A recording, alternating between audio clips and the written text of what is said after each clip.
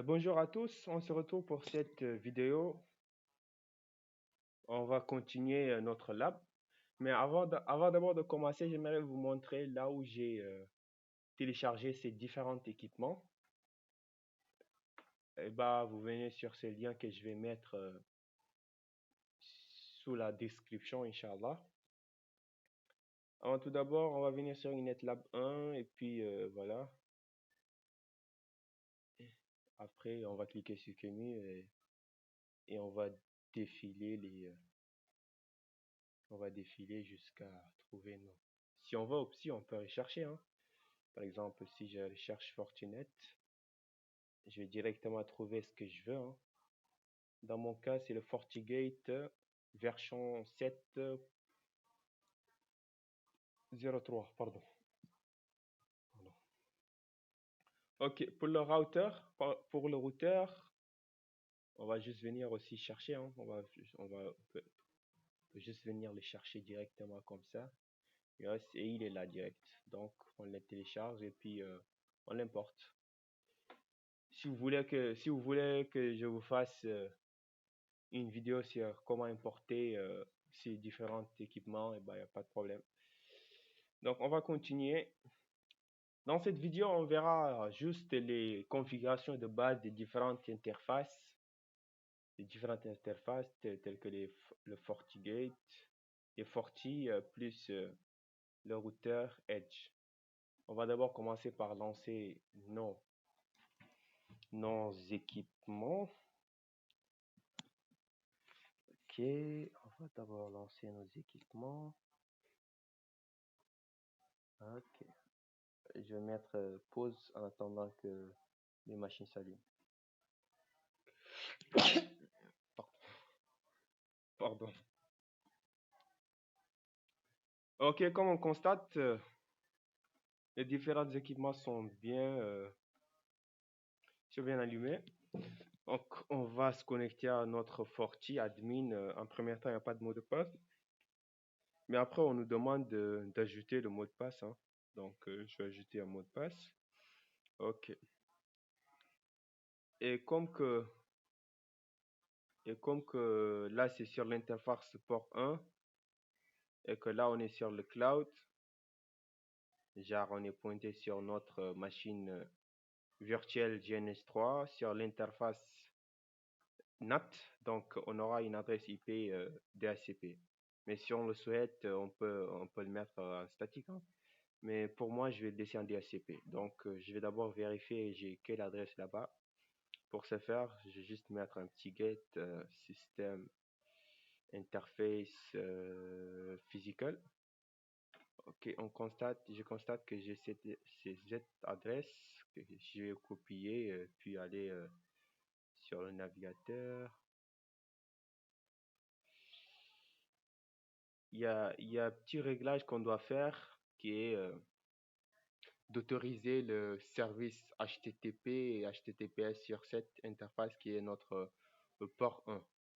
Pour cela, on va juste configurer notre port 1. On va mettre config system interface. On va éditer le port 1. Maintenant, qu'est-ce qu'on souhaite faire? On souhaite juste autoriser les services HTTP, HTTPS. Donc, pour ce faire, on va mettre set allow access. On va mettre HTTPS et HTTP. Et on va mettre un petit end pour sauvegarder, pour appliquer notre config. Et paf, on est là, on va juste se loguer avec le user et le mot de passe. Et on est connecté normalement. Ok, il me demande si je souhaite le configurer tout à l'heure. Je peux dire letter ou bien pour moi, je vais le configurer tout à l'heure. Donc pour le nom, je vais mettre comme le nom que j'avais mis sur le lab. On va mettre FortiGate Primary. Il sera notre FortiGate primaire. On va mettre OK. On va le laisser à mode optimal, hein. Ah, j'ai plus de batterie. Optimal. Attends, je vais brancher mon ordinateur. Ok, on continue. D'abord, là, je vais activer le mode pour que ça me fatigue plus à m'afficher ces trucs. Ok, voilà, on est sur le sur le mode graphique de notre FortiGate. Et comme j'avais dit précédemment sur la vidéo précédente que on a le port 1 qui est notre port de management, on a le port 2 qui sera notre port LAN, le port 3 et 4 qui sera notre port HA et le port 5 DMZ, port 10 WAN. On va d'abord commencer par configurer nos différentes interfaces. Donc pour ce faire, on va venir sur Network. Et j'ai oublié de vous dire que si on souhaite, on peut changer la langue, hein. Je vais changer la langue. On va venir sur Setting. OK. Et puis on descend et on change. On met French. Et on applique. OK. Ça va se redémarrer. Puis, paf, on est en mode français. OK. On est en mode français maintenant. Donc, on va venir au niveau de... Pourquoi on est toujours en anglais? Non, non. Ça va changer en tout cas. OK, on va venir sur l'interface. On vient sur l'interface. On va commencer par configurer notre interface management. On va juste mettre une alias, hein, mgmt, voilà, pour dire management. Mais on va décocher obtenir dynamiquement la route par défaut. Parce que nous, on va configurer une autre route statique. On ne veut pas que nos users passent par là pour aller utiliser cette interface pour aller vers Internet. On veut qu'ils utilisent... non, plutôt, on veut pas que non, on veut pas que notre FortiGate passe par cette interface pour aller à Internet. On veut qu'il passe par l'adresse IP du routeur on va lui donner ça plus tard. OK, on va décocher obtenir dynamiquement la route par défaut. Et puis on met OK. On a renommé le port 1 en management et puis on a décoché obtention d'une route statique dynamique. OK. Donc maintenant, on va venir sur notre port 2 qui sera notre port LAN, comme on l'avait dit, LAN. OK. Sur le rôle, on va mettre LAN. Pour l'instant, je vais juste autoriser le ping. Et au fur et à mesure, je vais, si j'aurai besoin d'autres services, je vais les activer. OK, on va lui attribuer une adresse IP qui sera comme ça, i/24. OK, on lui donne une alias, on lui donne un rôle, on lui donne une adresse et un masque, on autorise le service ping pour l'instant, et puis on va venir cocher ces derniers pour que nos users, on va configurer juste un serveur DHCP sur le FortiGate. OK, mais on va spécifier le DNS, parce que le DNS il sera notre AD. Donc on va spécifier notre DNS dans ce cas, il sera le 0.4. Pardon, ici je me suis trompé, c'est au lieu de 0, c'est 1, 1, 1, pardon, 1, 1. OK, et voilà. Et on va mettre OK pour valider tout ça. Il y a d'autres options, hein. Il y a d'autres options si on veut, par exemple, profiter de gestion du trafic, si on souhaite le faire.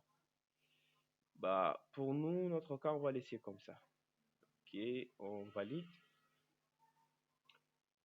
Et on va venir sur le port 3 qui sera le port HA. On va mettre ça HA. Je ne crois pas qu'il y a un rôle, mais on va juste mettre l'alias et puis rien d'autre, hein. On va juste mettre l'alias et puis on valide. Pareil pour le port 4 parce qu'on a choisi deux ports pour la HA. Toujours HA et on valide. OK. Maintenant, on va venir sur notre port 5 qui sera le port dédié à notre zone DMZ. le rôle DMZ. On va autoriser pour l'instant juste le ping, mais on va lui attribuer une adresse IP qui sera le 172.16.0.1/24. Et puis on va mettre, c'est tout, hein. On n'active pas le serveur DHCP parce qu'on souhaite que nos serveurs, on souhaite attribuer à nos serveurs une adresse statique au lieu d'une adresse dynamique. Ok, c'est bon. Maintenant, sur le port 10, qui est notre port 1, on va mettre le rôle à 1 et puis donner le nom d'alias et puis on va mettre une adresse IP 192.168.0.2/24. On va autoriser le ping toujours et c'est tout. On n'a pas touché et c'est tout.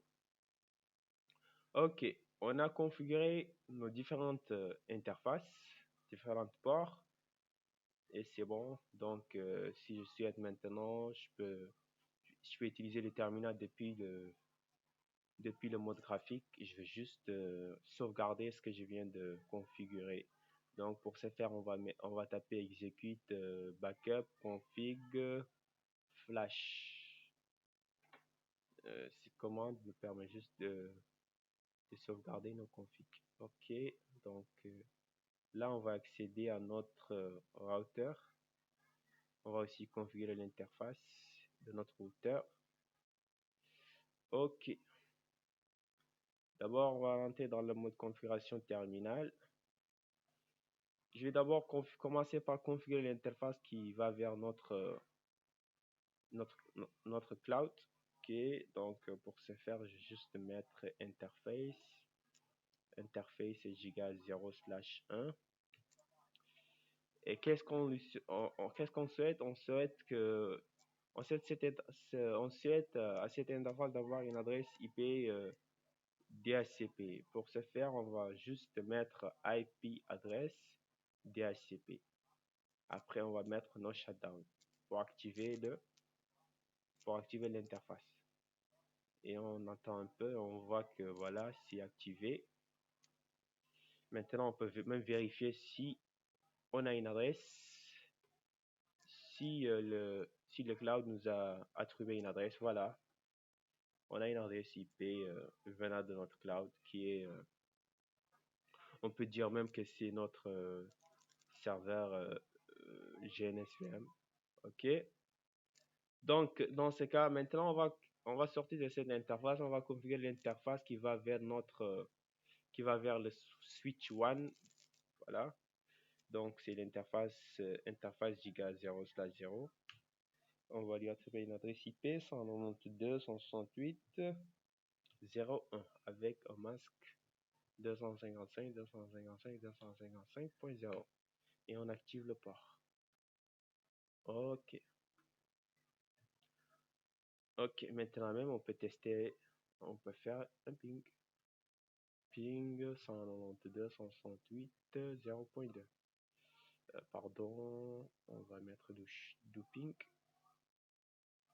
Ok, on constate que le ping ça passe. On constate que le routeur arrive à pinguer le FortiGate et on va même tester depuis là est-ce qu'on arrive à pinguer le routeur 0.1. Pardon, j'ai oublié l'execute.